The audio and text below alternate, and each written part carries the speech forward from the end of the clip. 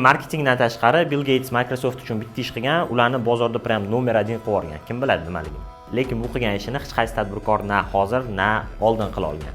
Bu ham bo'lsa 80-yilda o'sha Windows pirat versiyasi tarqalib ketganda Bill Gates hech nima qilmagan. Nimaga hech nima qilmagan? Chunki birinchidan o'sha payt dasturiy ta'minot hammaga kerak bo'lgan, ikkinchidan tekin bo'lgan, tekin narsachalik hech nima tez tarqamaydi. Uni o'rgatib qo'ygandan keyin odamlarga o'sha litsenziyalangan versiyani sotish boshlagan. Va shuni natijasida 90-yilda 75% dunyo aholisida kimda kompyuter bo'lsa, ulardan 75% hammada Windows dasturiy ta'minoti o'rnatilgan bo'lgan. Chunki odamlar unga o'rganib qolgan.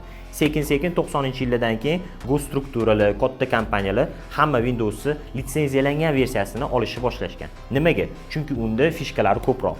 Obnovleniya keladi. O'chib ketmaydi narsalaringiz. Biz ham misol uchun MacBook olganimizda sразу litsenziyalangan versiyasini oldik.